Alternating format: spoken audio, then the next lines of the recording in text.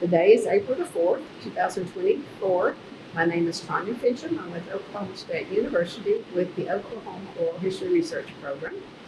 With me today is Barbara Mintmire, an OLLI supporter and member and formerly site coordinator. That's right. For here in Stillwater.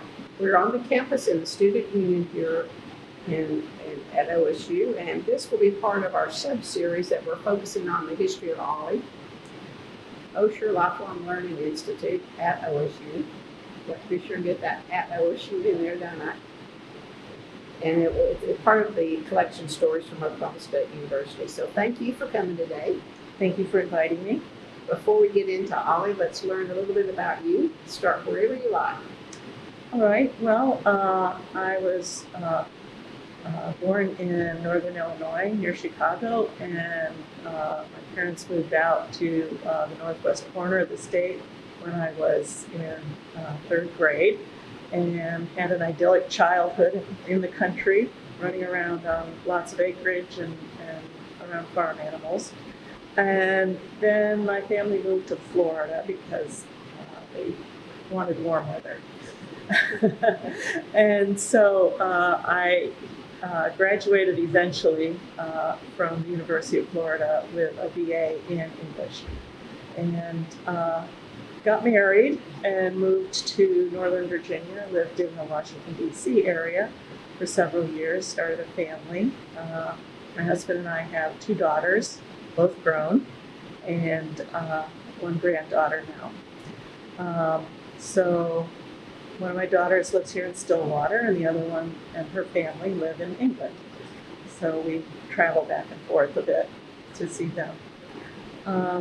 So what brought us here from Virginia was my husband got a job at the university as head of the physics department, and he had to drag me here kicking and screaming. But he'd have to take me back the same way because I really come to love Stillwater and just the whole area.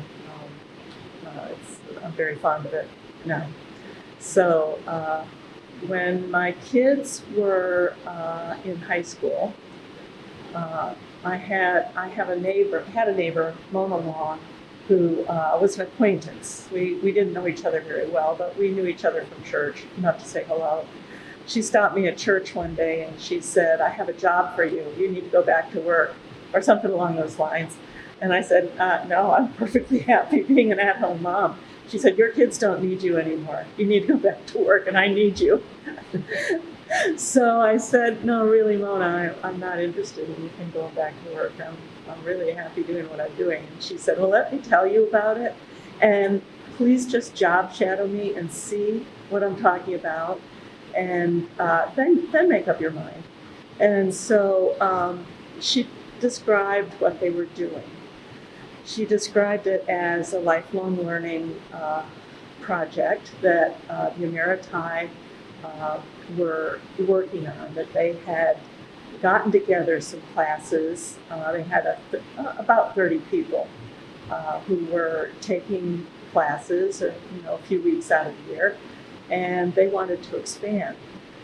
So she'd explained that they had written a grant and they got funding from the Osher Foundation, and they were on the cusp of expanding the program. And that she was one of the people who was on the committee that was making this happen.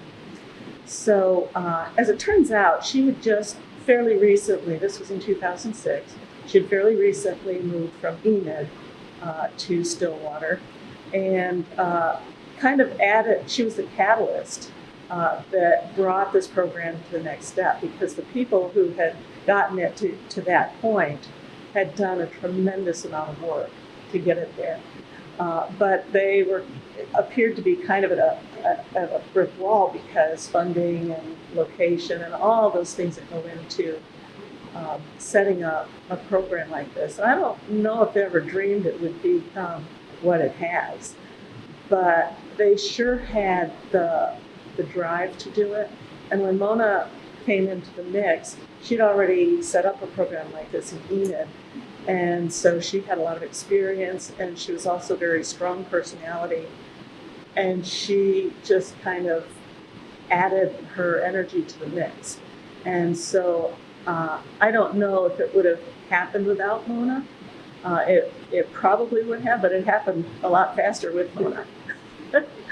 So I went and job shadowed her, and the reason she was after me was that she had been setting up the classes.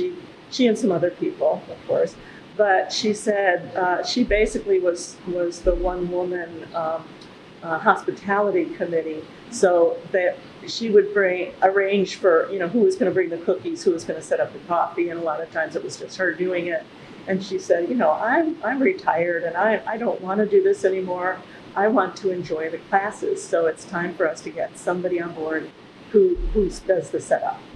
And so I saw what she did, and I met the board, and I met some of the students, and I started thinking differently about it and talked to my family, and they were like, yeah, you should get out of the house. So I committed to it, to try it, for a year and see if I wanted to continue on. So during that year, they were busy, the board was busy getting all that funding set up through OSHR and scoping out who was going to be paid staff. So I became the first paid staff person as part-time, running these classes and attending board meetings and taking notes for the minutes. So by 2007, Ruth Ann had been hired as our director. And I had hoped that she would be the one, because she was the one that Mona had been working with in the education college. And so I got introduced to her, and I really liked working with her, the little bit that we did together. And so I was very excited when she was hired as director, but I always have made it a point to tell her that I have seniority. She's the director, I'm the site coordinator, but I was hired first. So when we started working together, we had a tiny little office in the Emeriti building, and shared that office with Emeriti, and it was Ruth Ann and I and 3 chairs. One for Ruth Ann, one for me, and one for the Emeriti person who would come and type up their notes. So eventually we had a student assistant come in, so we had to, it was just tight. It was just tight, that's all I can say, because it was like the size of a small bathroom. So let's see, Ruth Ann and I did everything. And that was everything from taking registrations to deposits, keeping track of all the memberships, the mailing lists, getting ideas for programming, contacting potential teachers. I mean, there's a million things. I'm sure Ruth Ann could tell you more about that. But we both did it, and she was really good at contacting people and getting them on board with her excitement. And then I would, when it came time to hold classes, I would go out of the office. Ruth Ann and I would load up my van with tubs and tubs of equipment, because we had to have, audiovisual equipment for the teachers. We had to have the stuff for coffee and cookies. There was just so much. And so we would just load the back of my minivan. I would go over to the library, unload it, do the class, load it up, bring it back. So that first year was very exhausting.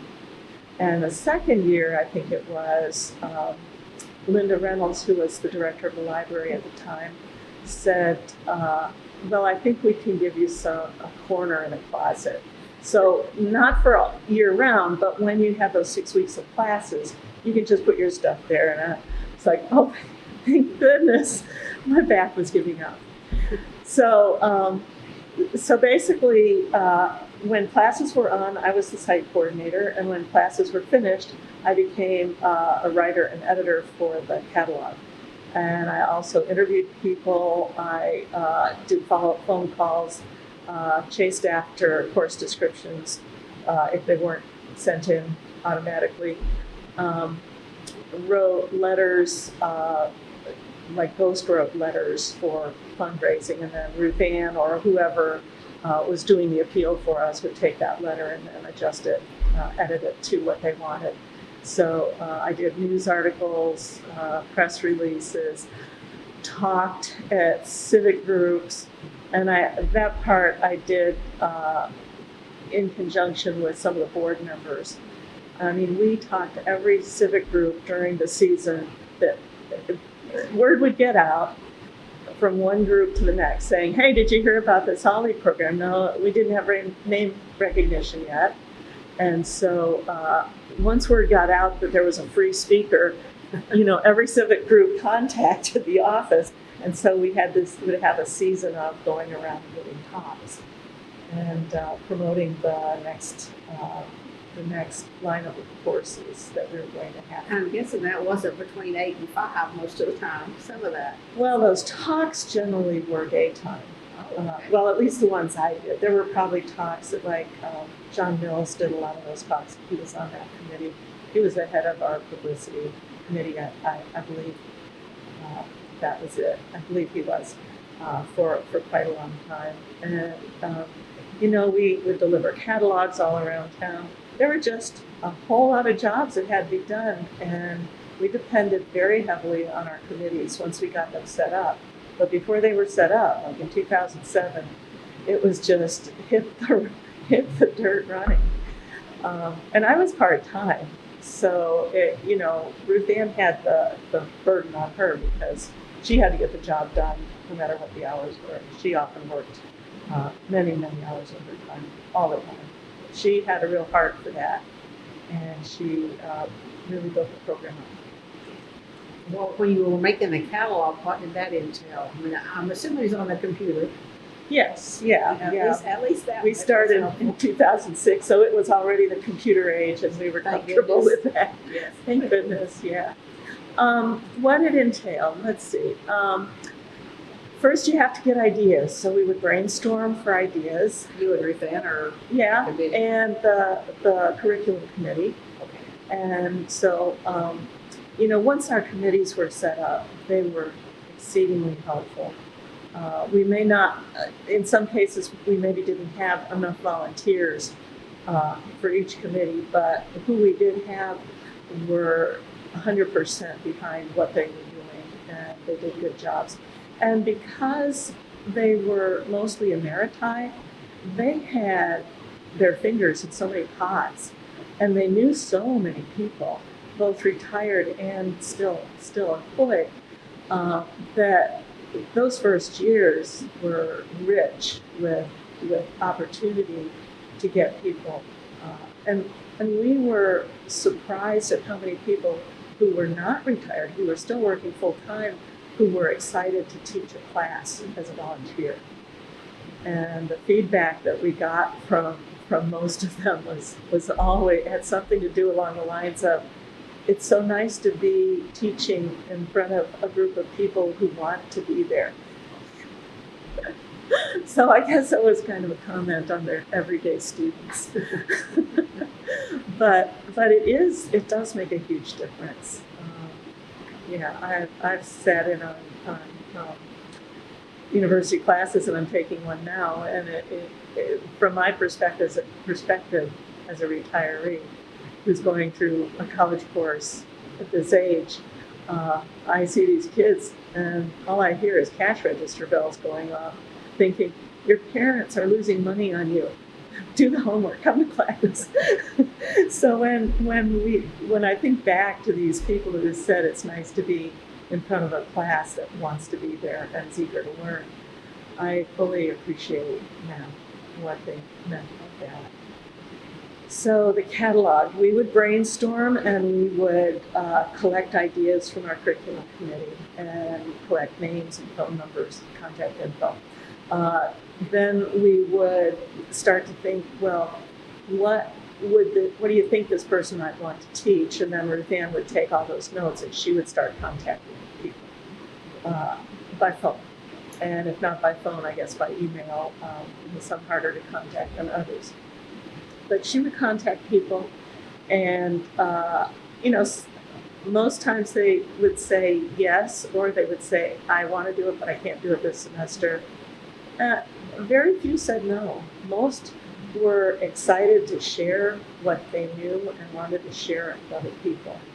And so once we lined up a bunch of classes, and that included getting time slots, days and hours and all that stuff, we had to get written descriptions from them of what their course was going to be.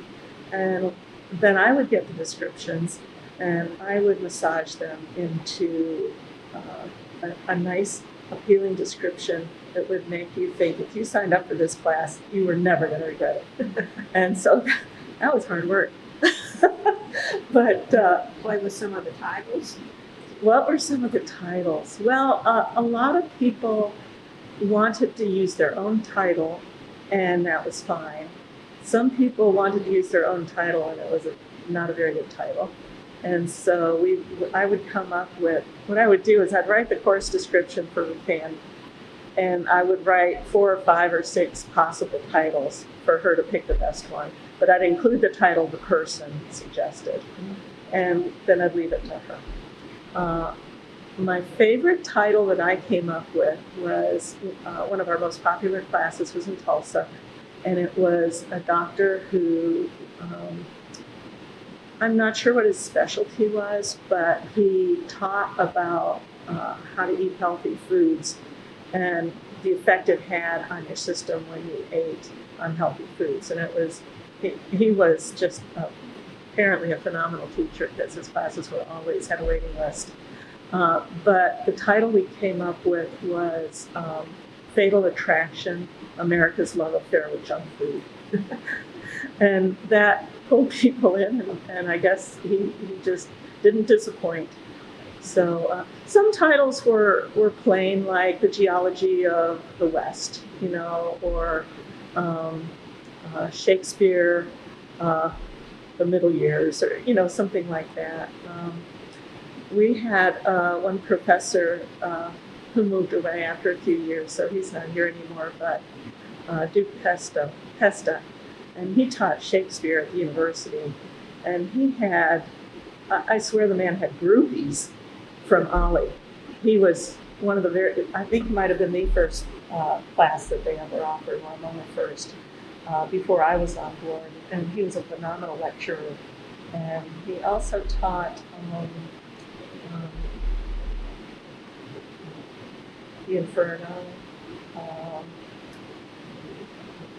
Dante's Inferno, and there's other, that's only one part of it, but he taught that, and people were just enwrapped, were rapt when they listened to him lecture.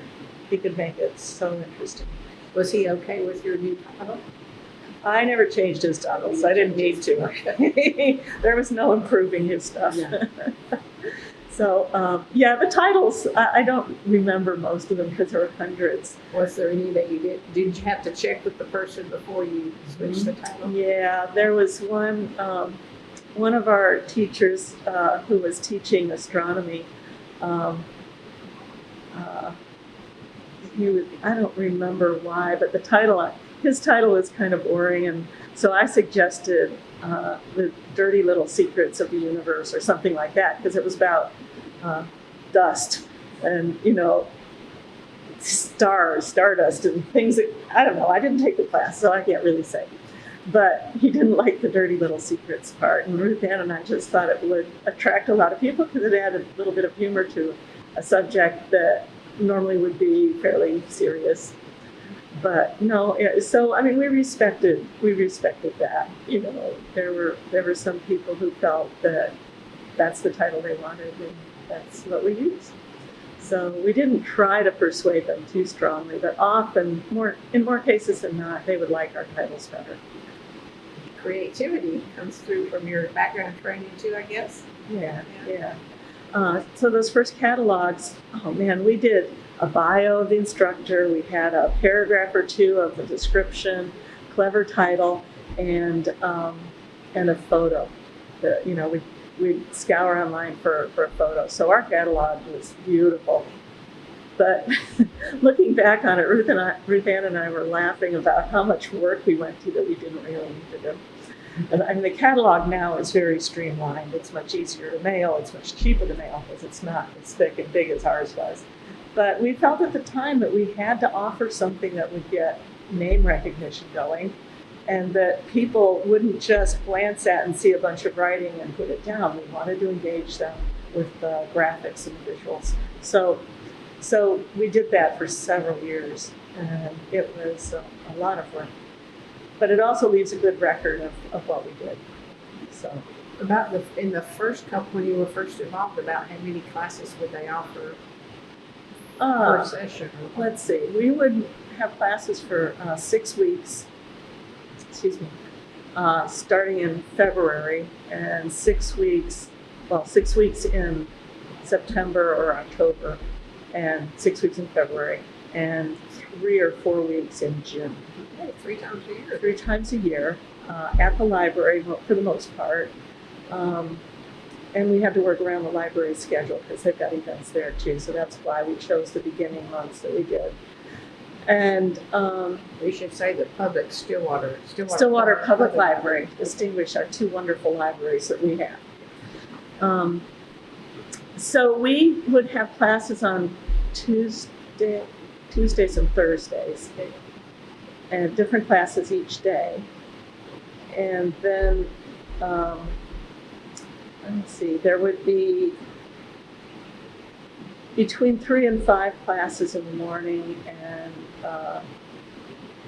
4 or 5 classes, 3 or 4 classes in the afternoon. I mean, it varied from one semester to the next, and it depended on how many rooms we could get at the library. So we would have classes running in the auditorium and 2 of the classrooms, and sometimes downstairs it's not really an auditorium, it's a big classroom. And I'm trying to think, were Tuesdays and Thursdays the only days we did? Yeah. And how did they do the lunch hour? Well, see, the Emeriti felt, the people who originally started it felt that, we don't want to have to leave the library between classes. We'll only have like an hour and a half. And Ruth Ann was like, yeah, that makes sense. So we'll find some catering. We got permission to bring catering into the library. And so for a very long time, like I think maybe even right up to COVID, I'm not sure because I wasn't involved in it after a point. We had lunches, and boy, talk about another load of work. The site coordinator earned her keep. Did you get a free lunch? I got a free lunch. At least. Yes, I did. So that's how they did lunches. That on top of the cookies during the break time, because we would have lectures would be about 2 hours, and then have a break in between. 10, 11. Yeah. No, I'm sorry. Lectures would be about an hour and a half. At 45 minutes, there would be a break, and everybody would come running out of all the rooms into the hallway, get their coffee, get their cookies, chat, and then disappear back in the rooms until lunchtime. And they come out and do lunch, and they go back. Then we'd have the afternoon session with the same thing. And did you have to vary the choice for refreshments, your cookies, or was there a favorite? We kind of streamlined that to packaged cookies. Yeah. That makes sense. It was asking a lot to do anything more than that. Yeah. You better have them, though, I guess. Yeah, we got to have a cookie. I think COVID might have put a stop to the cookies.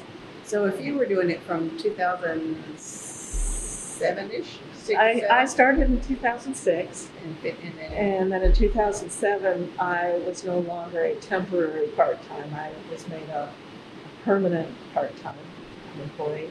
And honestly, I should have looked it up, but I can't remember what year I stopped doing site coordinating and just did entirely the writing and editing.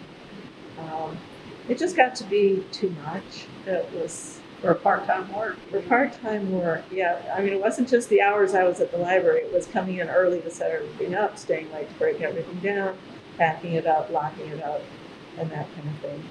Sometimes I had a student assistant, but more times than not, I did not. And that took its toll. And so, Maybe 10 years or not that long. I think, probably till about maybe 8 years. I'm thinking maybe till 2014 or so. It's a pretty long run. It was a good run. And what I did was I decided that it was time to not do it, and I was going to be perfectly fine with that. But I knew that if I sent Ruth Ann the letter that said I'm resigning, I knew she was going to come back and say, well, why don't you just stop doing site coordinating and do the writing? And I wanted to prepare myself for that, and I decided, yeah, that would be fine. Because the writing, our office had gotten really crunched by then. We had student assistants and an administrative assistant. I didn't even have a chair anymore, so I didn't go into the office. I did everything that I needed on the computer from home. So I sent her the letter and said, I'm resigning. It's been fun. So long. And she came back, and this is how well I knew her. And she said, why don't you not do site coordinating and just do the writing and editing? And I said, yeah, well, that's fine. So I did that, and I told her, when you retire, let me know, because then I'll retire. And she went and retired, and then I stayed on a little while because I wanted the new person to have some consistency there and not have to worry about what did Barbara do, and how do we cover that. So that was right before COVID. So I think in 2020, I was ready to retire, and Robin had come on board. Ruth Ann retired, and I started thinking, well, maybe it was 2019, I can't remember. It was around then. Then I thought, okay, I'll help Robin along, and then Robin got established, and then I was ready to retire, and then COVID was shutting everything down, and I thought, oh, this is going to be kind of boring to be shut up in the house all the time with no contact with people. So I stayed on to monitor Zoom classes and to continue doing writing. So then in 2021, I decided that it was time to hand it over to someone else, and that's when I retired for real. Well, since you mentioned COVID, can you tell us a little bit more about that period of time for OLLI?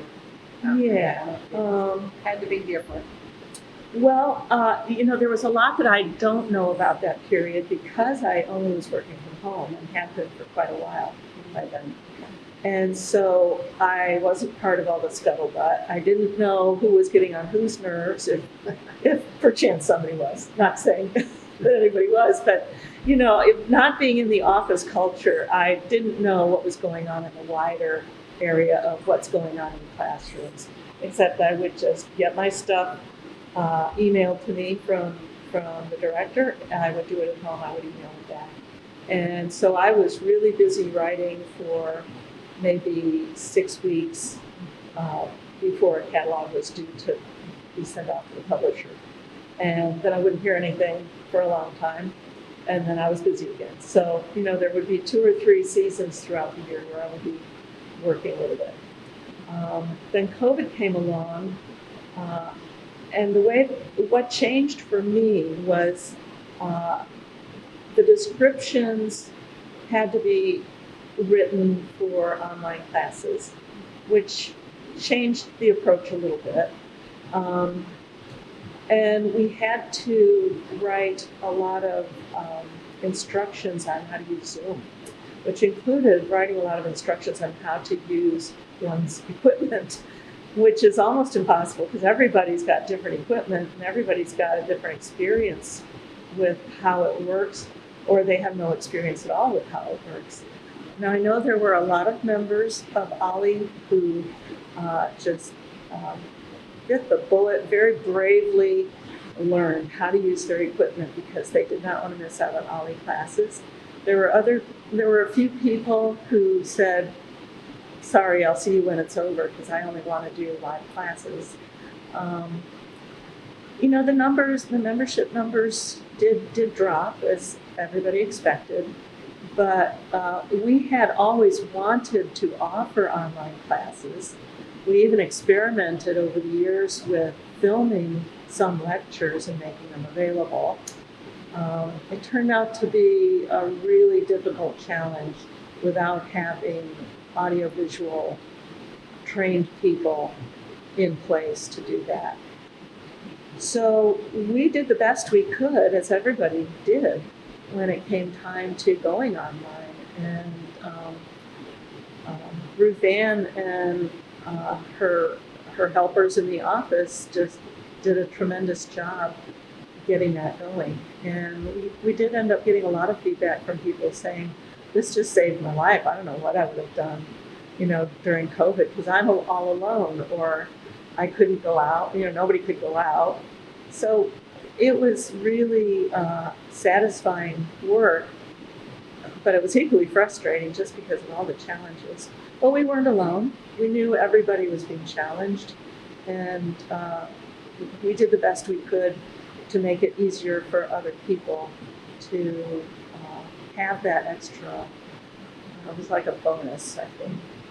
And it was good for me because I didn't want to be looking at the same faces of my family all day, every day. I wanted to see some other people that I recognized and make some new acquaintances. And I think that's what happened. Was there opportunity during those times for a little socializing? There, we offered like a social hour. Oh, okay. And so people could sign in and chat. And it was free, there wasn't a charge for it. It was just for that. It was to be social, because once the class started, you really can't be social. In discussion you can, but that's not the same thing as bringing your mug of coffee.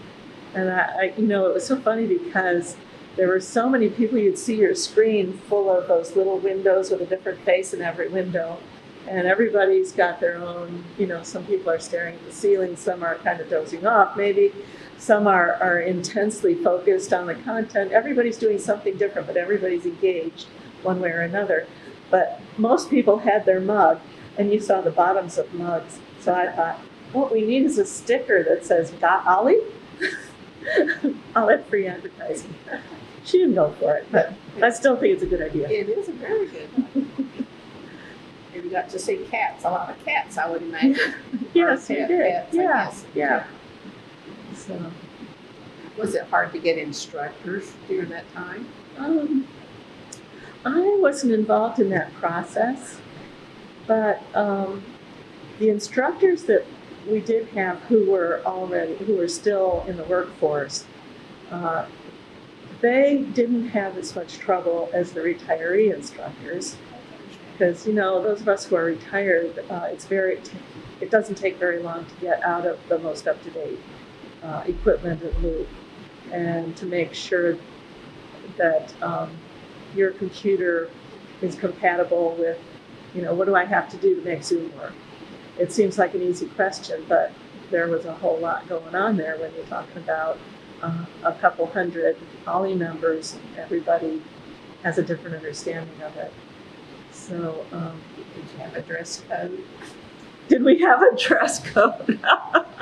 Well, I did. No, with Zoom classes, that was an issue with the we didn't have any. The classes I monitored, I didn't see a problem with dress code. But I had to ask. Yeah, we did have people who were traveling who would log in from their hotel rooms. We had people who were getting up to put their wash in the dryer. It's people got real comfortable with the system once they were familiar with it, and the ones who got very familiar with it figured out how to turn on and off their sound and their camera when they needed to. Other people you wished had gotten that, and we tried to explain to people the beginning of every semester, we put out a Zoom etiquette list. It was about 10 suggestions of things you could do to make it more pleasant for yourself and others. So like, if your roommate walks behind you in their underwear, you know, it did happen. But, I mean, that's the way it goes. So there was, you know, it was interesting, and I'm glad I did it. And overall with OLLI, my entire experience with OLLI was a joyful experience, very satisfying. After I'd worked setting up classes for a year, only a year, I knew so many more people in Stillwater than I ever thought I would. And there were the people that I knew well because I worked with them as volunteers or one way or another as teachers or whatnot. And then there were the even more people that I knew just by sight and to say hello to but didn't know well. So it was a very satisfying job. And I was always glad that Mona convinced me to shadow her. Because, and we gave you more than a year. It lasted a good long time. I have a lot of good memories from it, and it's just such a bonus, a boon to the community to have a lifelong learning program. And you know, I still want to see it grow and succeed. And, my husband's very big on classes. He takes a lot of OLLI classes. So does he teach any, or has he taught any? No, he's not. He did enough teaching, and it's physics and physics might not be. I don't know. I don't know if he would ever want to do that, but he sure loves taking the classes. And I have to ask, did you take any yourself? I did not take any classes, but I sat in on a lot in between getting cookie trays ready and that, because once you get everything set up, there was always about 20 or 30 minutes where it was like the lull before the storm. So I would sneak into the back of the classroom and I would listen to a lecture. Do you have a favorite or two? Well, Mary Jane Ward taught some very interesting classes on Oklahoma's Native American history and the early settlement period. And she was a teacher that people just loved and missed when she retired from doing that. She did field trips. Neil Lupke was a retired philosophy professor, and he did philosophy classes, and he always had full classes. They weren't the big auditorium classes. He didn't fill an auditorium, but boy, he had devotees, and those people just loved his classes. And I suspect that anybody who took a class from him probably ended up going back, because I didn't sit down in one of his classes. Those classes were small and in a classroom, and I couldn't sneak in and out. But from all reports, he was a great teacher. And then we had some archaeology lectures. We had a flint knapper, Stephen Perkins, Larry and Beverly Perkins. They were behind getting OLLI started. They were on the board, and their son was a professor of anthropology or archaeology, I'm not sure, but he was down at OU, and he came and did some lectures for us. Brought in a flint knapper. So one day, he or the flint knapper were demonstrating tools, ancient prehistoric tools, or just tools that are like Stone Age type tools. Okay.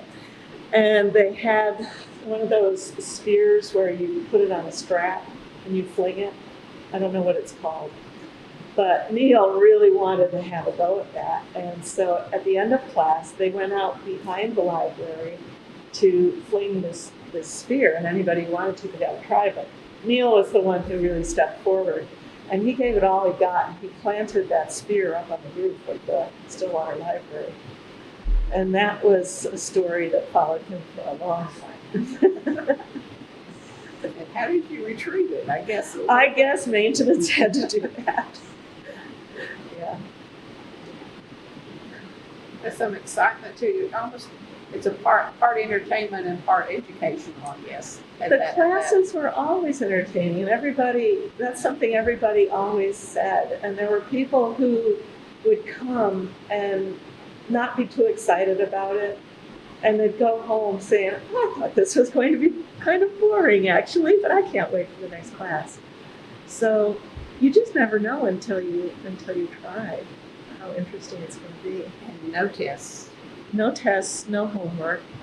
Some classes had homework if you wanted to do it. You can't take a literature class and have a book discussion if you don't read the book. Right. But you don't have to. Were there some classes that probably should never have been offered? Some failures? From OLLI? Gosh, I can't think of any.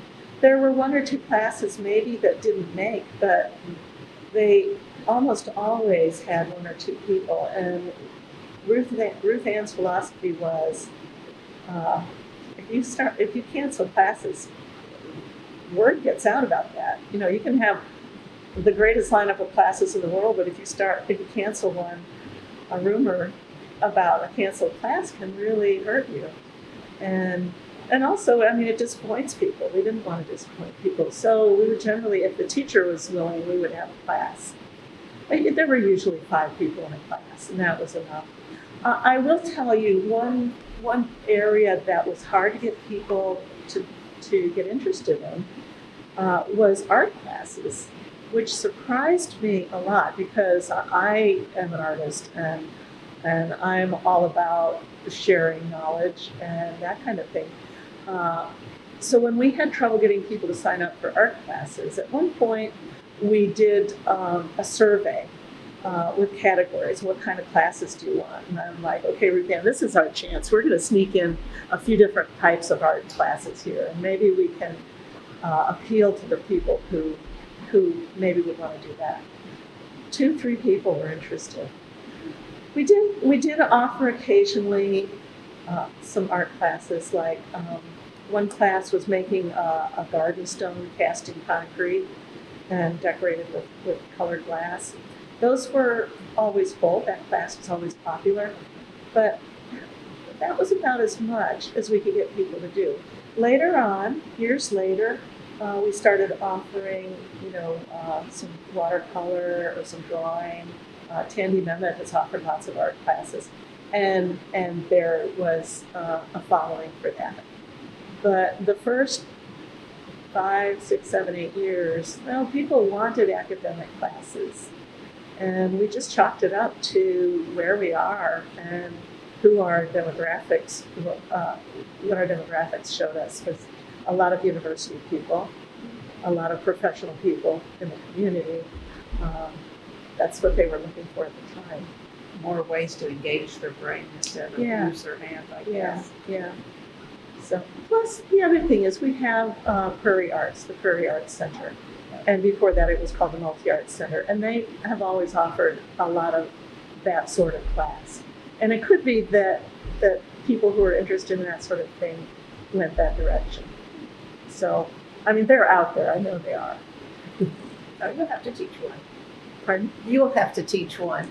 I have taught, when we were first starting to get name recognition, I taught chocolate connoisseur classes. And I had suggested, what I did, this was our very first year together, Ruth Ann and I, we were looking at other OLLI programs to see what their successes were, what their topics were that people were attracted to. And there was an OLLI out in California that was doing chocolate tasting classes. And I was like, yeah, I'm all about that. I love chocolate. So I started reading a lot about the history of chocolate, about appreciation, and anything I could get my hands on, the marketing, the making, anything having to do with chocolate. And so after a few months, and I started tasting a lot of chocolate too. I had to, it was part of the job. So I approached Ruth Ann and I said, I think we should do a chocolate tasting class. And her initial response was, no, I don't think that's going to appeal to people. And I'm like, is she crazy? So, but you know, she might have been right. So I just kept thinking about it. And a few months later, I started talking to Margaret Scott, who was one of our avid supporters and board members. And I said, hey, Margaret, do you like chocolate? She goes, I love chocolate, dark chocolate. I said, yeah, that's the only kind there is, right? So I said, here, taste this. And I gave her a real special chocolate. She's like, where did you get that? What is that? And I said, well, do you think people would be interested in a chocolate class? She said, oh, yes. So I knew if I got Margaret on board that she'd convince Ruth Ann. And so Ruth Ann said, yeah, let's give it a try. So we offered a chocolate class and it filled up immediately. And so we added 1 or 2 more sections. And so I taught chocolate tasting to everybody in Stillwater who ever wanted to taste chocolate. And I did it once or twice, once in Tulsa, and I did it a couple times in Texas because word got out, and somebody at the university said, oh, we're doing some fundraising in Texas. Do you think you want to come down with us and do a chocolate tasting? I said, yeah, that sounds like fun. So I did some outside OLLI, and I did a lot for OLLI, and that was a lot of fun. That was my favorite class. You have to take in samples for them to taste? Oh, of course. Oh, yeah. So what I would do is I put together a slideshow on the history and making of chocolate. And that way, in fact, that's what got me comfortable talking in front of groups was I just click and they'd look at the slide and not me. And by the time I'd done several of these classes, I was comfortable doing it.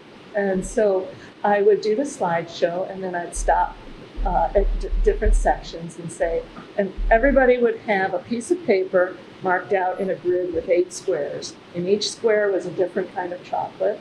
And I'm not talking about chocolate you can get at the grocery store. This is special premium chocolate. And in the square was the name of the chocolate and the maker and the percentage of cocoa.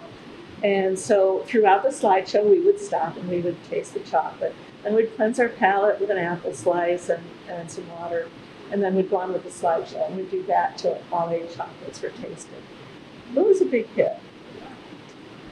It would be a repeat class. But do it again. I could do a repeat class, but I don't know. I'd have to re-educate myself. You'd almost have to follow it then with a wine tasting. Like you could have Well, a food morning, I guess. When we had the chocolate success, we started doing wine tasting as well. And we even did coffee tastings at Aspen. They did coffee tastings for us. So it was a lot of fun, and I think it delighted a lot of people. It's not just all reading or Right. So that's And then they have travel ones, I understand. Oh yeah. No, I've never gone on one of the travel outings, but I heard a lot of good things about it. Well, it's mostly in-state travel, isn't it?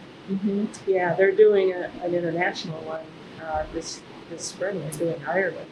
Interesting. Yeah, so they've done a lot of classes focused on Ireland. We had a speaker who was an Irish journalist who was visiting. He gave some talks. They did the movie class that Vicki Sturgeon does. She did Irish films this semester. So they'll be going to Ireland pretty soon. So they had a theme coming along for them. Oh, Yeah. how many would they? Well, you don't know. How many they would take on something like that? I really don't know. Yeah, I know when they did day trips or overnight trips, they took a big orange bus, and so however many they could fit on the bus, that's how many they would take. And would that be worked into the fee for the class, or is it always? Well, the same? trips were. I think the trips were separate. Like when Mary Jane Ward did her class, sometimes she did a bus trip with that. And I don't remember how they did the fees, whether you could do both or just one or the other. It was too long ago. That's okay. I'm sure. Well, I would imagine that there would be an extra fee for the bus to pay for it. Or it would be worked into the whole fee if you wanted to do that. In the time that you were doing it, did their fee change? The A little bit, yeah. a little. Yeah, I think they probably had to. We did lunches as a separate fee, so people didn't have to buy lunch if they didn't want to. That was, gosh, we had lunch for $8 a plate for years, and that was really working closely with a caterer to keep it at $8 a plate. But I think that eventually went up. The membership structure changed. So I don't really know how that affected the individual fees, because when I was working there, you could buy a membership. I think it was for maybe $50 and then pay a certain amount per class, or you could buy a $150 membership for the whole, and that was like a year membership for the whole year and take as many classes as you want. So for the people who wanted to take a lot of classes and knew that they would be there for them, it would pay to sign up at $150. I think they've changed that a little bit, but I'm not sure what they charge now. That's still a bargain. It was definitely a bargain for years. Yeah. And the reason they could do it for that low a price was because we were a volunteer operation, mostly, except for the few of us who were on staff. We had such hardworking volunteers, and we had volunteer teachers. And I mean, nobody was paid for doing that. They were doing it because they loved it. So They like their students. yes, they do. And they like their area. And you know, when you find somebody who loves what they're doing, it just is infectious. Well, if you were going to recruit a new member today, what would be some of the selling points you would tell them? What would be their selling points? Well, for one thing, you'll meet a lot of people, and who are interested as you are, and it's easy to start up conversations with people because you get there ahead of class starting, and people are just friendly and they talk. And if you don't have anything else to talk about, you can talk about what you're going to be learning in the class. And because it's so social, people will find themselves you're in this class, I'm in that class too. So they find out they're in more than one class together. I think the social aspect may be one of the biggest selling points. A lot of people when they retire don't know what they want to do. And if you just sit down in a chair with your television remote, you're not going to last very long. But if you go to an OLLI class, you're keeping your brain going. It's food for your brain. It's exercise, and you're just going to be healthier. If you have a reason to get out of the house in the morning, OLLI will provide that for you, and you'll be happy you went. The library and the other places that we hold classes are always very nice. Sometimes we've had classes in church facilities. Sometimes we've had them in like Legacy Village, where a lot of retirees live. They have gorgeous facilities, and the same in Oklahoma City and Tulsa and Bartlesville. These aren't going to be just here's a room with no amenities. There's always going to be easy parking, because that's one of the things we need.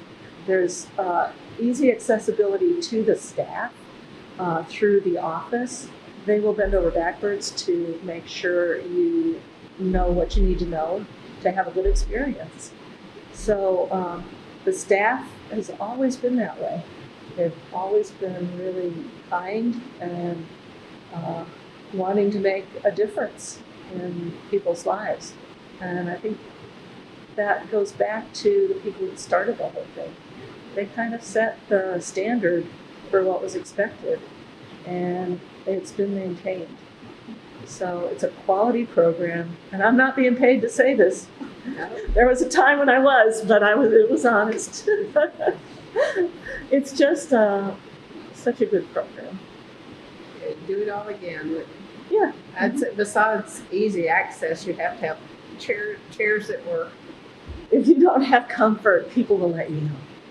Okay. You know, if you, my feeling about it is, if you go to a class and you have a complaint, you don't even have to get in line to make that complaint, because somebody will make the complaint for you. You know, people want to have a good product. You know, they should get a good product. They're paying for it.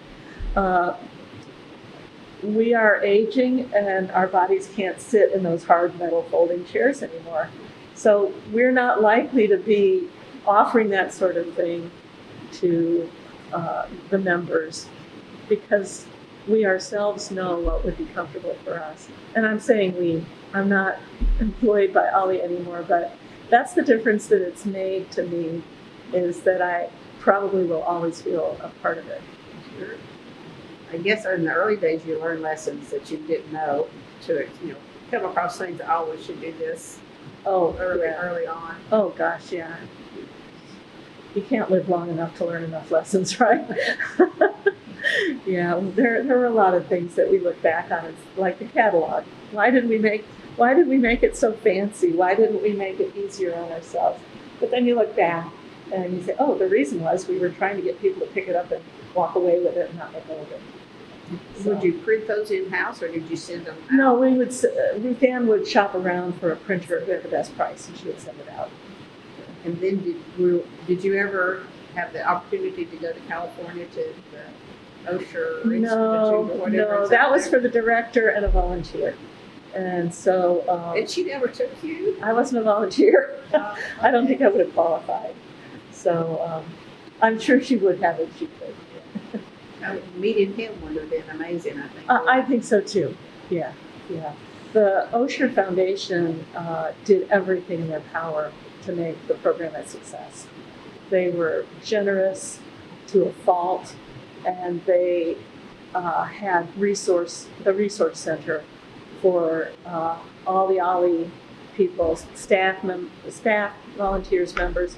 Anybody can access the resources online that they had, and they were vast. So all you would have to do is go to their map of the United States and look at all the dots where there were programs, at least 2 in every state, and click on one of those dots and it would open up an OLLI program with who the contacts are, what they're offering, what their newsletter is very often if they have a newsletter. I mean, So you could compare. you could steal ideas, share ideas. Yes.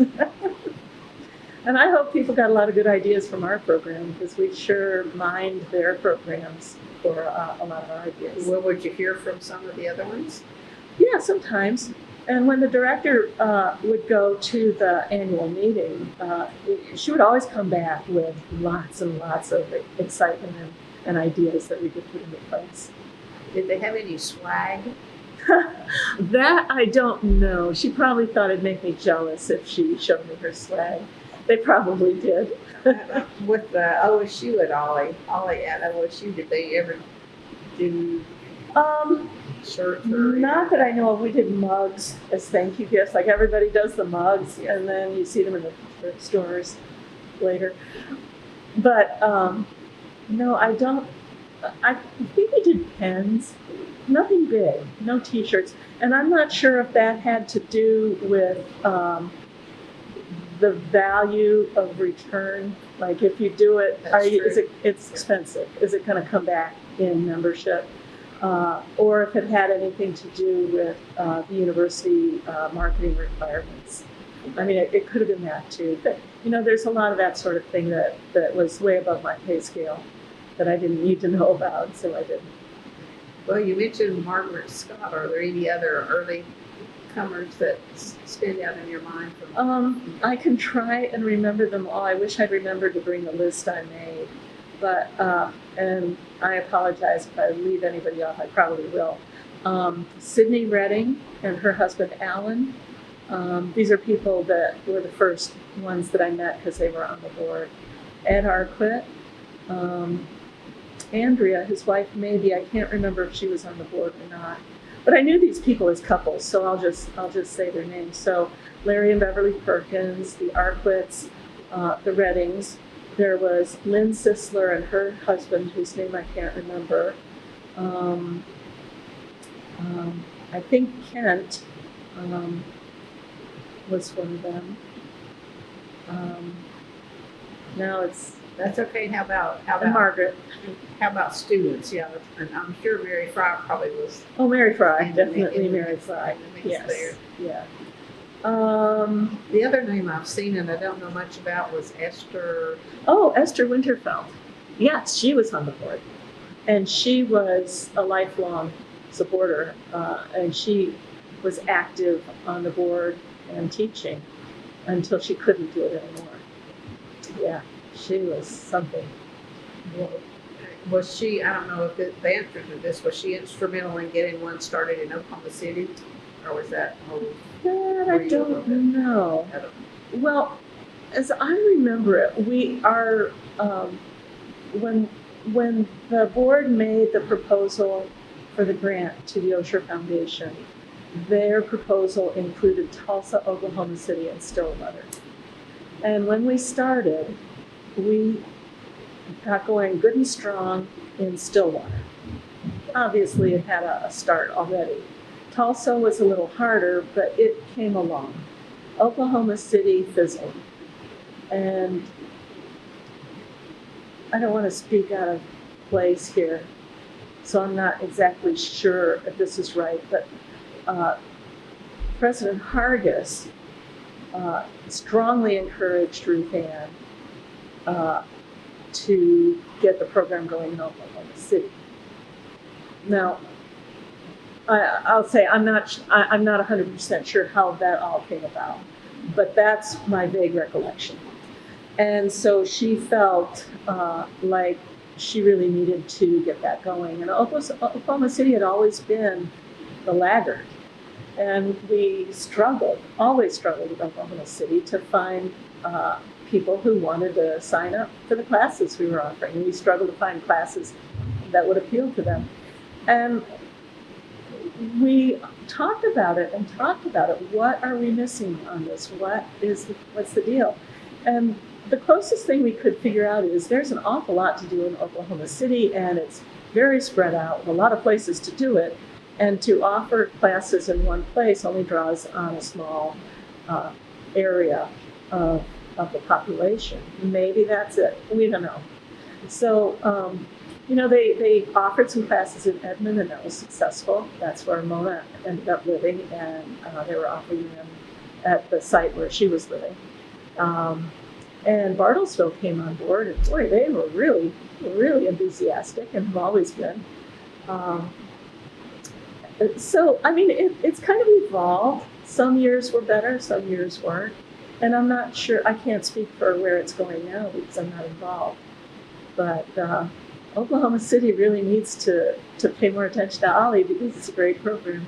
does our sister university to the south have one? Yes, they do. So, And we're friendly with them. So, yeah, they have had one for years. well, you wonder if they have success in Oklahoma City. I don't believe they offered classes in Oklahoma City at the time. So that wasn't the answer. But that's 18 years ago. I mean, things probably have changed. No, that wasn't the answer. I think there was something in the marketing that we were missing. Just too much else to do. Possibly. Too many other options. Yeah. I mean, I don't know why Tulsa was different, but it was. And I'm glad because that turned out to be a thriving program also. Yeah, the Norman program had been in operation as a lifelong learning program for years before ours. They have their own building. The university gave them a building of their own for classes. And they applied for an OSHR grant at the same time we did. And from what I was told by our board members, when they found out that the Norman people had applied for the grant, and the Norman people had such a well-established program, they said, oh, we don't have a chance. They're going to give it to them. They gave it to both. That was the first million or Yeah. whatever. Yeah. And then they got a second. In a second. Yeah, and then you get, I mean, there are like bridge grants in between and all that. Yeah, when Oklahoma City didn't blossom the way it expected, And you have to report all of this to your granting agency. The Osher Foundation people said, well, you don't need to do Oklahoma City. And we're like, but we said we would. And they said, we would rather see you become so successful in one city than not successful in any of them. So don't put yourself out for Oklahoma City just because you think you have to please us, basically is what they said. So that kind of freed up Ruth Ann to focus on getting the membership numbers she needed in Stillwater and Tulsa. And then Oklahoma City came along right later. That was nice of them to be a little flexible. Yeah, that was no small thing. But, they had set up enough programs by then. I'm sure that they had experience of program failure from expanding too fast. Going on 20, no, that's not right. Yeah, it's going on 20 years. Yeah, it'll be 20 years in 2026. Yeah. Were there more men or women students? Oh. Well, there were a lot of couples, and Taking the same class? sometimes, but not always. Okay. Yeah. And it is a fun thing to do together, I don't know what the percentage of women and men was. I would expect there to be a little bit more women just because they tend to outlive men. Yeah. How about from the instructor standpoint? I think probably fairly equal. We've got such a broad community here of people who are well versed in their fields, both men and women, that, I think it was probably equal. Were there any classes that had more than like 25 people? You had to let more than that in? Oh, yeah. Maximum number? Yeah. The classes that were in the auditorium were always big. They filled the auditorium, and I can't remember what the max is in that auditorium. It's maybe under 200, but maybe it's 150. That was a big class. That's a big class. So Duke Pesta's classes were always full, and there were people standing in the back. Mary Jane Ward's classes were like that. Town hall talks were often like that. We should probably explain what that is, what the town hall. Town hall was, you didn't have to pay a separate fee for that. Anybody who was a member and the community could come to the town hall, which was once a week for the 6 weeks on a Tuesday at 1 o'clock, and it was a different speaker every week. So it wasn't really a class, you didn't have to go to every one of them to keep up. So we would have sometimes local politicians or government representatives. We would have health, any topic you can imagine. So, a speaker from the athletic program, or somebody who's just started a new business that everybody would want to know about. Any kind of topic was game. And the purpose for those would be? The purpose for those was just to invite the community in to see what OLLI was about, and to A little PR. kind of PR, yeah, but it was also like current events, state and local. So we would have in storm chasers, or just anything you can think of, really. How far ahead do you have to plan all of this? I mean, it takes a great deal of That's logistics. The part that I was always glad wasn't on my shoulders.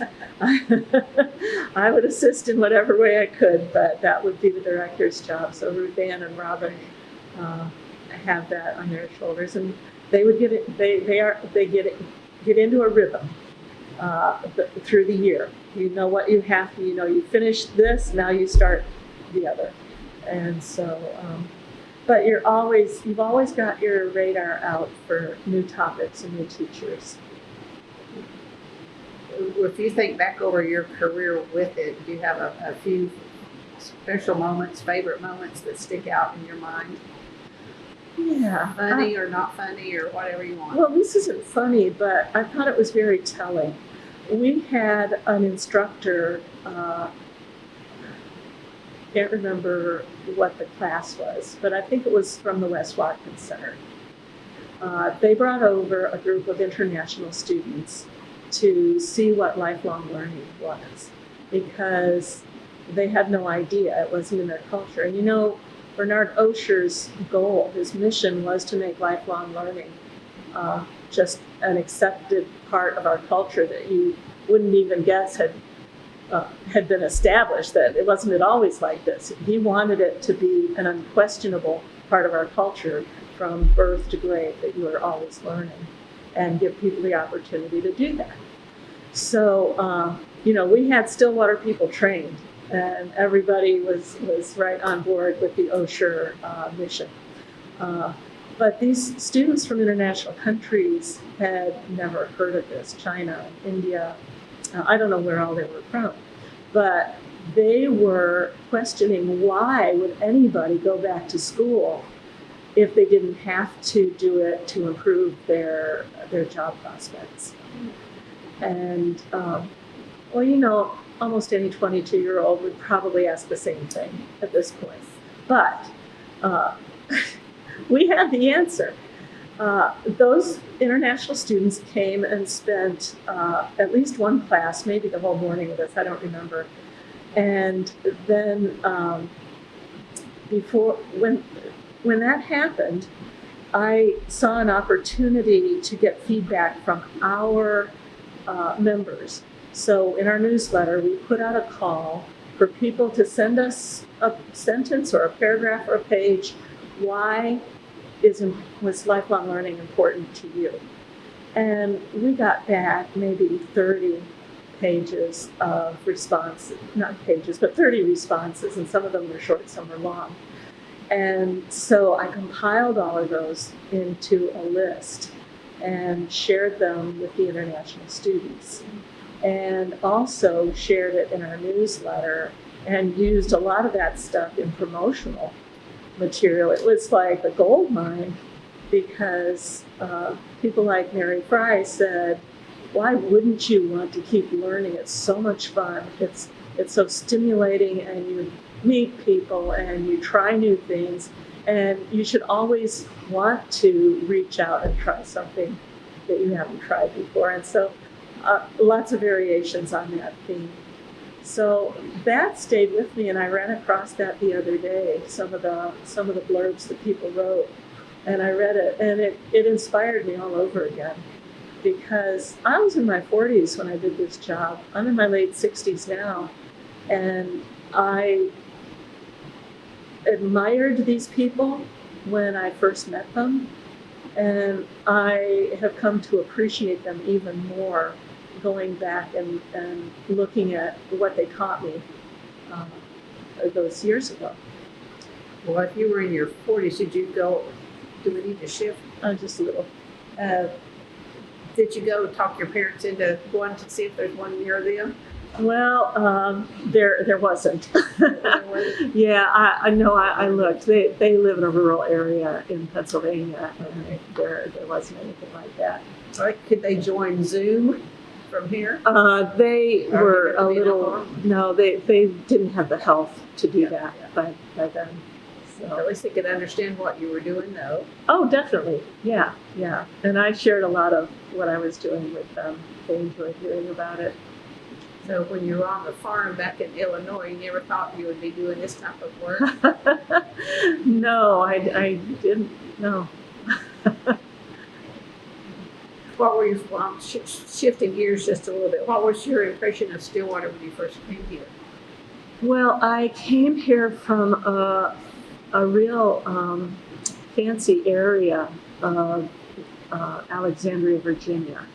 We lived 2 miles north of Mount Vernon, about a quarter of a mile from the Potomac, with national parks around us, and a lot going on, a lot of restaurants, museums, and things like that. So when I came to Stillwater, I kind of thought life was over.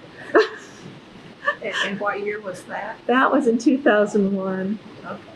But I was grieving. I was grieving the loss of my really close friends. my children were still in elementary school, and one of them was having adjustment issues as well. So there was a lot going on. But then for the record, I cried from August until about Thanksgiving. And then all my tears were shed, and I started opening my eyes and my heart and looking around me and realizing that, I might be missing out on all those wonderful museums and restaurants, but we never went to them very often anyway because of all the traffic and parking problems. And when I figured out that I could Zoom across town in less than 10 minutes and not be late picking my kids up from school, and there were a lot of other benefits, and I started meeting some people through church and whatnot, I started to change my attitude, and I needed an attitude adjustment. So once I got over that period of homesickness and wishing that I was somewhere else, I started enjoying Stillwater and seeing how much it's changed in these years, 20-some years. It's been really kind of fun. It's plus we've made so many good friends here. I think that in itself could make a good OLLI class because people our age or older are having to adjust to new situations, sometimes new locations. Yeah. And how all that plays out. Yeah. Oh, I meet a lot of people who are my age and have just moved here because they have grandchildren here and they want to be close to their grandchildren. And boy, I can understand that completely. But I didn't meet a lot of people from out of state when we moved here.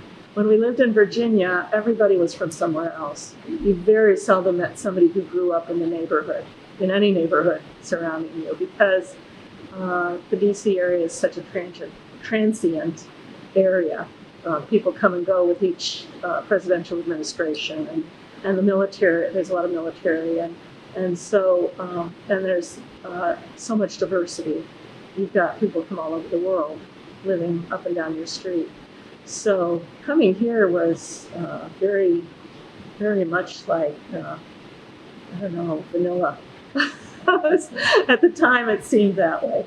But like I said earlier, I don't think I would be happy going back there. I remember my dad saying to me, once you get there and you wind down a little bit, you'll start to appreciate where you are. And I said, what do you mean wind down? And he said, you've been wound as tight as a spring ever since you moved to that area.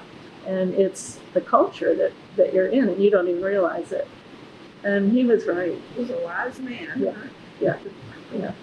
So I totally appreciate it now. It is a nice place. Yeah. And I guess OLLI helped you make a few more friends, you said. So it did, yeah. Opened a few more doors. Yeah.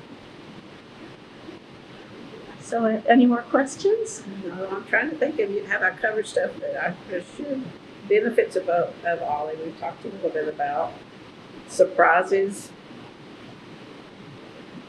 I don't know, you said you haven't had that many.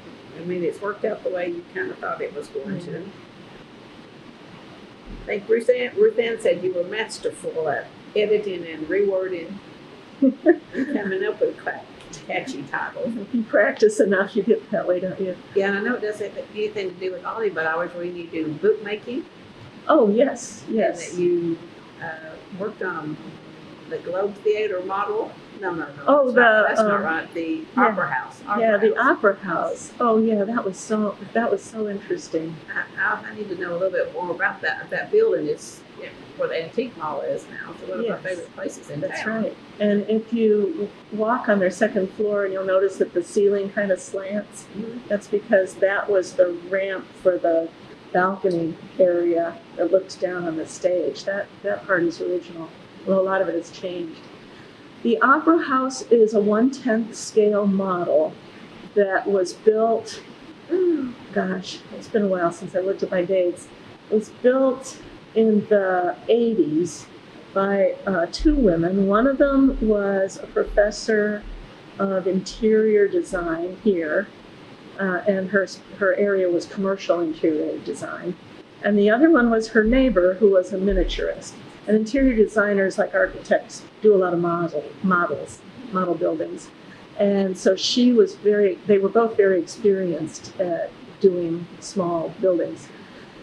And every summer, when the semester ended, the two of them would do some kind of model project, apparently. Okay, so I've talked to her about this, but it's been a while since I've refreshed my memory. They were going to do a replica of the building across the street where the United Way is now, because that was the first bank in Stillwater, or at least an early bank. But her neighbor said, oh, let's do something challenging.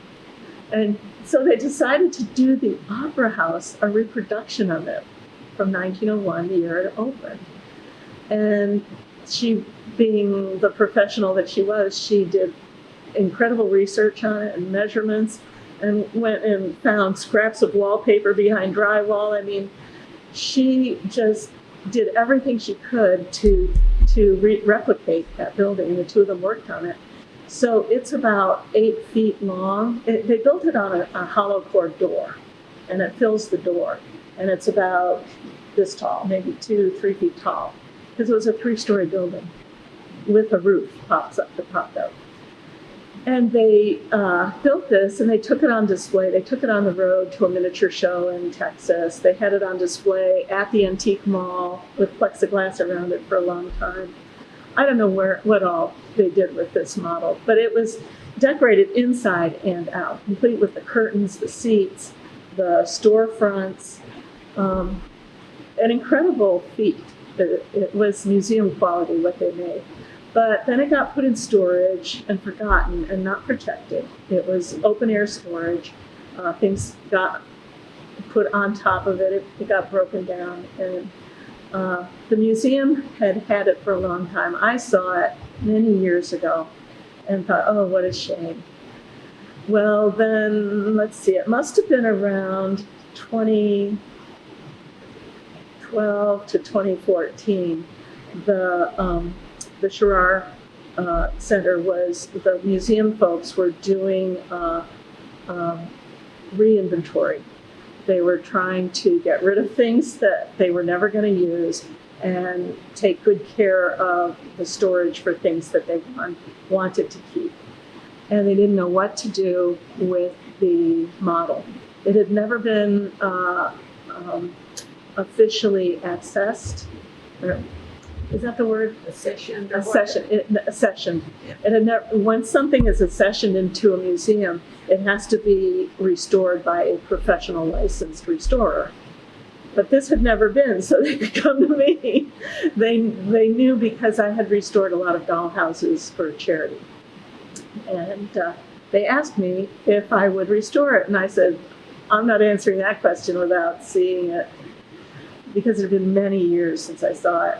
And it was in worse condition by then. But I couldn't bear to let it go.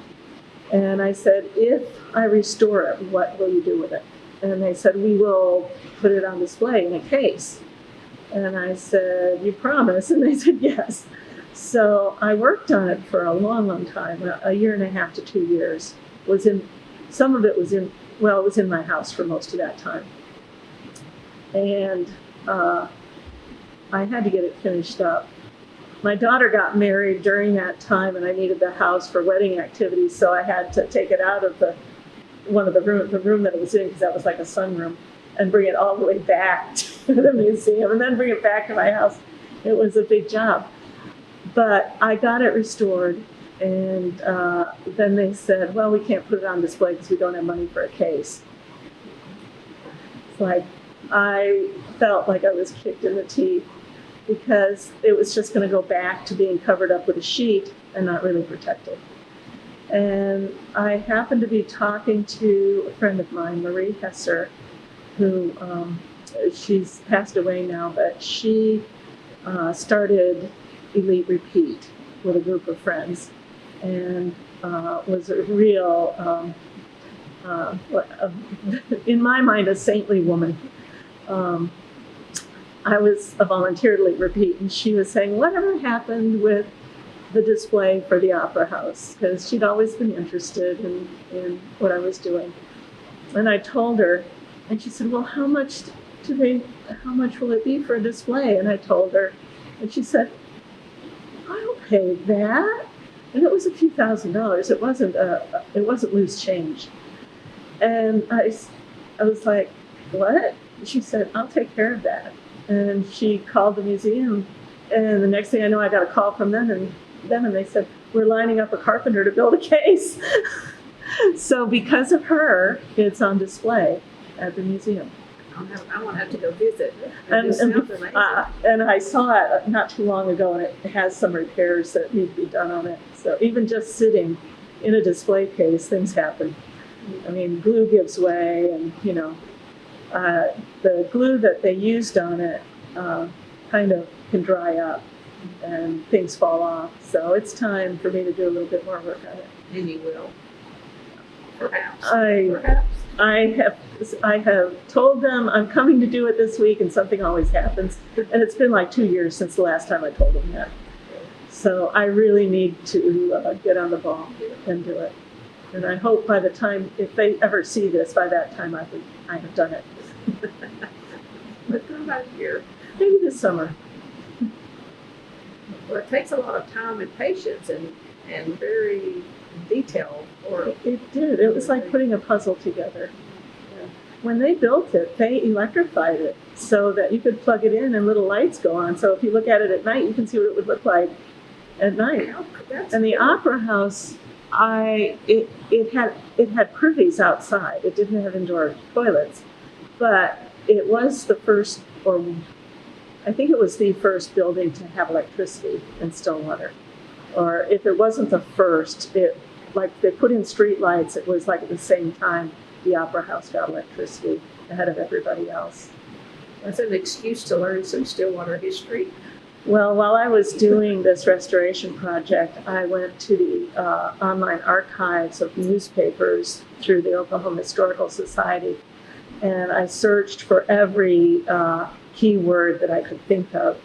And I found out a lot of history about it, and I documented it and gave it to the Schrar.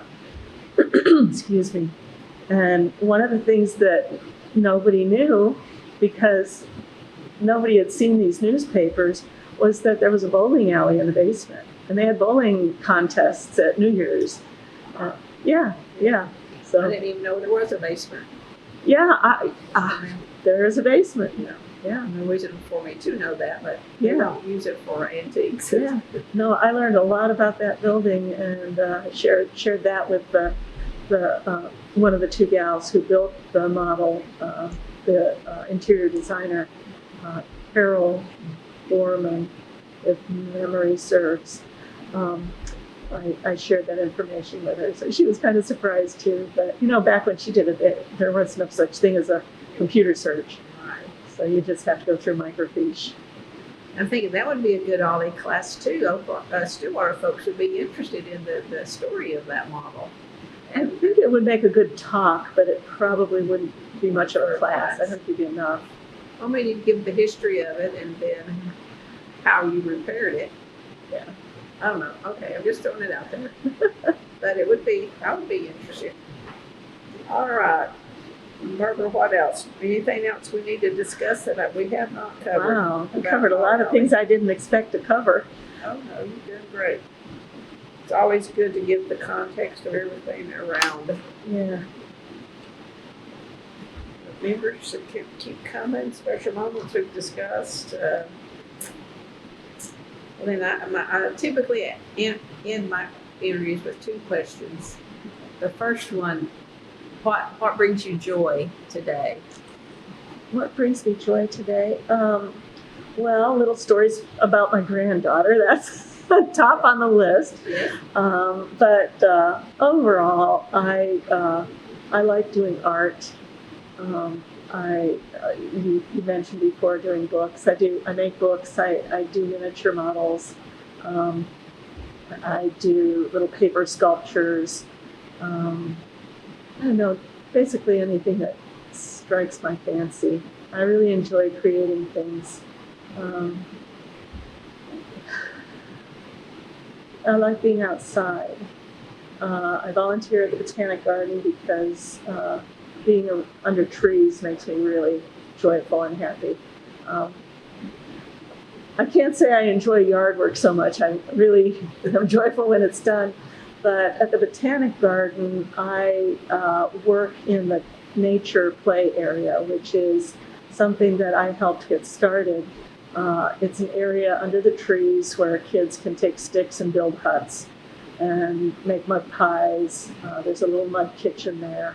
And twice a year we take out tubs and tubs of kitchen utensils and fill tubs with water, and if the weather's warm. And the kids come to the herb festival or to the fall pumpkin sale, the mum and pumpkin sale. And there's like artisans and food, and they're garden festivals twice a year.